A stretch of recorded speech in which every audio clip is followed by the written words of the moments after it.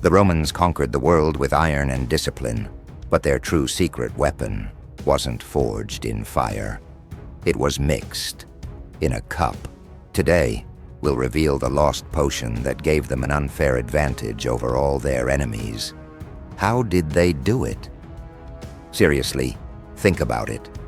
How did a man march 30th km a day, carrying 40 kilograms of equipment under the relentless Judean sun or in the damp cold of Britannia, and then have the energy to build a fortified camp?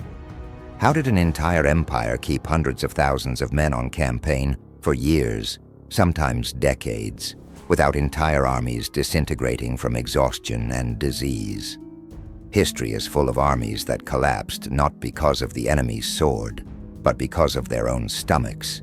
Alexander the Great's army almost mutinied in India, not from fear of battle, but from fatigue and sickness.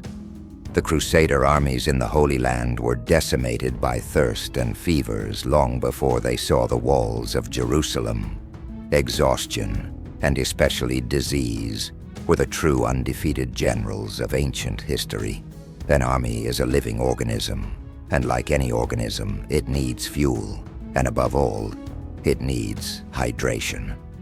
But in the ancient world, every sip of water was a gamble.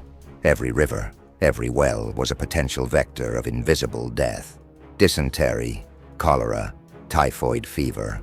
These were the silent assassins that could dismantle a legion from within, turning elite soldiers into feverish wrecks in a matter of days. So what was Rome's secret? How did they overcome this fundamental obstacle that had paralyzed so many others?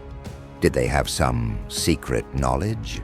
Some lost technology? The answer is yes. They had a secret weapon. But it wasn't a special steel sword or a revolutionary battle tactic. It was something much simpler, much humbler. A secret that every legionary carried in his leather water skin. It wasn't a magic potion. It wasn't an elixir of the gods. It was a sour, cheap, and, to our modern palates, probably disgusting drink. A drink we would barely recognize today, but which in its day was the Gatorade, coffee, and water purifier of the Roman Empire, all in one. Tonight, we're going to unearth the best-kept secret of Roman endurance. We're going to talk about Posca, the lost drink of the legions, the potion that hydrated conquests, fueled rebellions, and in a final twist of history, was offered to a dying man on a cross. Forget the wine of emperors. This is the story of the drink that truly powered Rome. To understand the genius of Posca, we first have to understand the logistical nightmare of keeping an army hydrated in antiquity. Imagine you're a legionary on campaign. You're in Gaul, in Egypt, anywhere far from the aqueducts and clean fountains of Rome. You're thirsty, a burning thirst. You see a river, a stream, a well. It looks clean, but you don't have a lab to test it. You have no idea if upstream there's a dead animal decomposing, or if an entire village is dumping its waste into it. Drinking that water is playing Russian roulette. Waterborne diseases were the plague of armies. Dysentery, cholera, typhoid fever. These weren't simple stomach upsets. They were mass killers. They could incapacitate a legion faster than any barbarian army. A soldier with dysentery not only can't fight, but he becomes a source of infection for the entire camp. Water was both an absolute necessity and a mortal danger. The Romans knew this. They were masters of hydraulic engineering, but on the battlefield, far from their cities, they were at the mercy of nature. They needed a way to make water safe, or at least safer, and their solution wasn't to boil it. That required time and fuel. Two scarce resources on a campaign. Their solution was to add something to it. Something they had in abundance. Something cheap, portable, and surprisingly effective. Vinegar. Yes, vinegar. But not the fancy balsamic vinegar you put on your salad. We're talking about sour wine. The cheap, low-quality wine that had gone bad and turned acidic. In a world where wine was a staple drink, sour wine was an inevitable and abundant byproduct. Instead of throwing it away, the ever-pragmatic Romans found a use for it. Posca, in its simplest form, was a mixture of this sour wine and water. Sometimes a little honey was added to make it more palatable, or herbs like coriander and fennel for their supposed medicinal properties. But its core was water and vinegar. And it turns out, without knowing it, the Romans had stumbled upon a brilliant scientific solution. The acetic acid in vinegar is a natural antibacterial agent.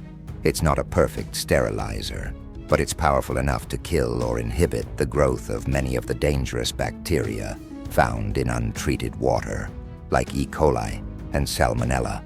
By mixing vinegar with water, the legionary was, in effect, disinfecting his drink. He was drastically lowering his chances of contracting a disease that would leave him writhing in pain in a camp latrine. But the benefits of Posca didn't end there. It was a surprisingly hydrating drink. The sour taste stimulated salivation, combating the feeling of a dry mouth. And while today we associate sports drinks with sugar and electrolytes, vinegar contains potassium, a crucial electrolyte lost through sweat. Posca helped replenish what grueling marches took from the body. Furthermore, it was a source of calories. The wine, even sour, contained energy, and the honey, when added, was a quick and effective sugar boost. In a monotonous and often meager diet, every calorie counted. And finally, it had a psychological effect. In the suffocating heat, a sour, refreshing drink was much more appealing than warm, dubious-tasting water.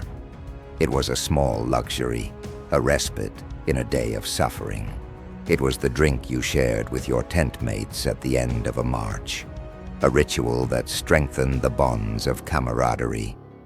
Posca wasn't the drink of the elite. It was the drink of the people. The soldier, the slave, the peasant. Expensive, aged wine was for the banquets of senators. Posca was for the man working under the sun. It was so common, so fundamental, that it became a symbol. To offer someone Posca was a gesture of basic hospitality. To deny it to a thirsty traveler was an act of cruelty. Posca is not a modern invention or a historian's theory. It's everywhere in Roman texts. Plutarch tells us that Cato the Elder, the epitome of Roman virtue and austerity, preferred Posca to wine, even when not on campaign, to demonstrate his fortitude and his connection with the common soldier. Julius Caesar himself, during his campaigns in Gaul and in the civil wars, was known to share the same Posca as his legionaries, a calculated gesture to win their loyalty and show that he endured the same hardships as they did. The Emperor Hadrian, famous for his discipline and for marching on foot with his troops, also drank Posca as part of his daily routine. It was the drink that symbolized the toughness, endurance, and identity of the Roman soldier. But perhaps the most famous and poignant testimony of Posca comes not from a general or an emperor, but from the New Testament. In the Gospels, when Jesus is on the cross, in his final moments of agony, he says, "I am thirsty." The Bible tells us what happens next. A Roman soldier, one of those on guard, soaked a sponge, put it on a hyssop branch, and lifted it to his lips. What was in that sponge? The Gospels of Matthew and Mark say vinegar. The Gospel of John says sour wine. In other words, it was Posca. For centuries, this act has been interpreted in many ways. Some see it as an act of mockery, a final insult to the King of the Jews.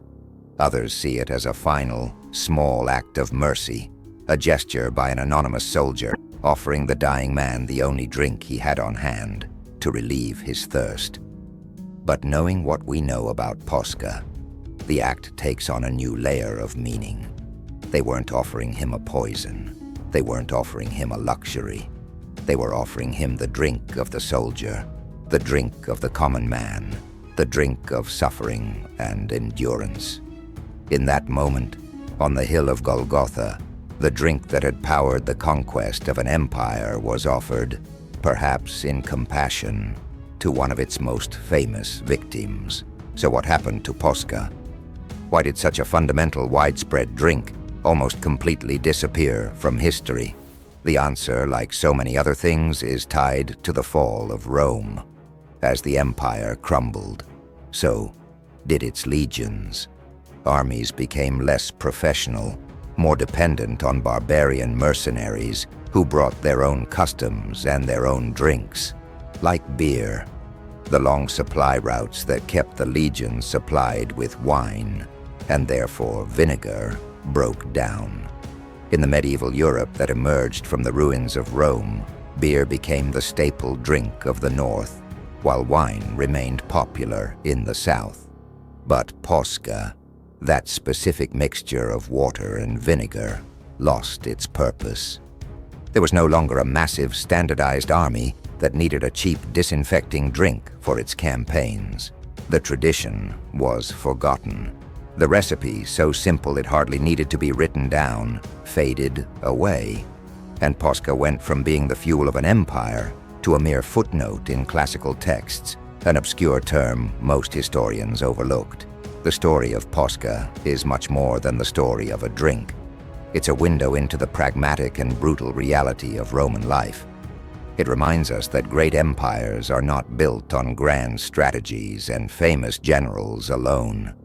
They are built on simple solutions to deadly problems. They are built on logistics, on the ability to keep thousands of men moving, healthy, and ready to fight. The aqueduct brought clean water to the cities. The Roman road allowed for the rapid movement of troops. And Posca kept those troops alive. It was the portable technology that made conquest possible. So the next time you have a sports drink after a workout, with its artificial flavors and scientific formulas, take a moment to think of its humble, ancient ancestor. Imagine a legionary, thousands of miles from home, after a grueling march. He takes off his helmet, wipes the sweat from his brow, and drinks a bowl of that sour, cloudy liquid. It's not delicious, but it's life. It's the difference between marching tomorrow or dying of a fever tonight. It's the taste of empire. Not the taste of marble and gold, but the taste of sweat, vinegar, and the pure, stubborn will to survive. And so, while the emperors toasted with wine, the true pillars of the empire survived on vinegar. If this story made you look at the past with new eyes, subscribe and tell me in the comments, would you take a sip of Posca, or would you rather face the enemy with a dry mouth?